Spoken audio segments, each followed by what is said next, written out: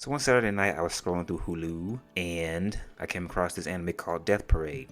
The show is about these arbiters, and their job is to pass judgment on those that have passed from the living. Only two people can end up in Quindecum, which is where most of the story takes place. Also, it's a bar, but the two people that end up in Quindecum die simultaneously, and they'll have a connection with one another, or they won't know each other at all. One of the main characters of the show, Decum, who is the bartender of Quindecum, has people who show up play games.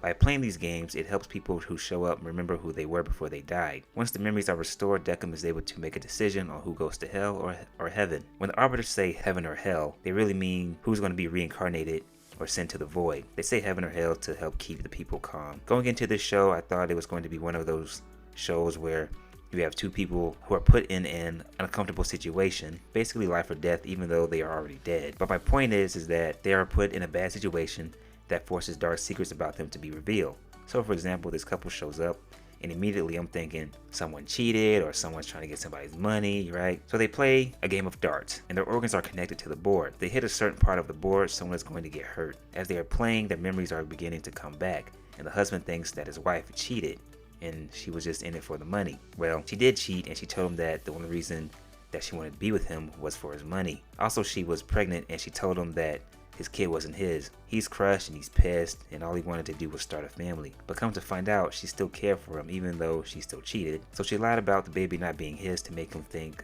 that he didn't kill his own child. Probably the one thing she felt she could do to try and ease his pain. And I think she still loved him despite the fact that she cheated. As the show goes on, you'll see each pair of people play different games and see how their lives were before they died. You see the actions that they took to help themselves or somebody else. You'll see them realize that some of the horrible actions that they took and begin to feel that regret. The show makes you think and try to understand what other people go through in life. I would say that's my biggest takeaway, seeing what these people went through in the show and can also demonstrate what people go through in real life. Now someone might go, oh, that's not true, da da da da.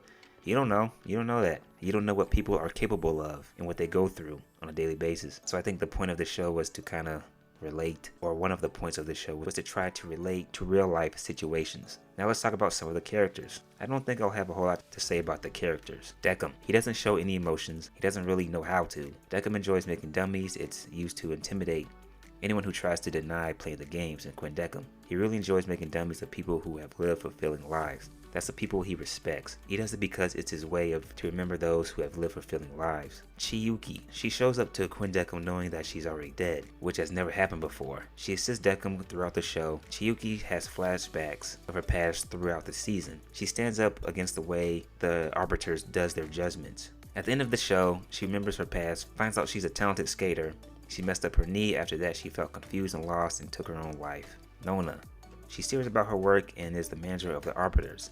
She intentionally assigned Chiyuki as Decum's assistant to teach Decum about humanity. She also did it because she believes arbiters can work with human emotions. And then there's Genti. He seems to hate humans a lot. The actions and reasoning of whatever a human does seems to really bother him. But he likes to make Kakeshi dolls, I hope I'm saying that right, Kakeshi dolls that look like certain humans that he's judged. And I guess he does that out of respect for the people that intrigues him. And that's about it. I give the show an 8 out of 10. It's really good.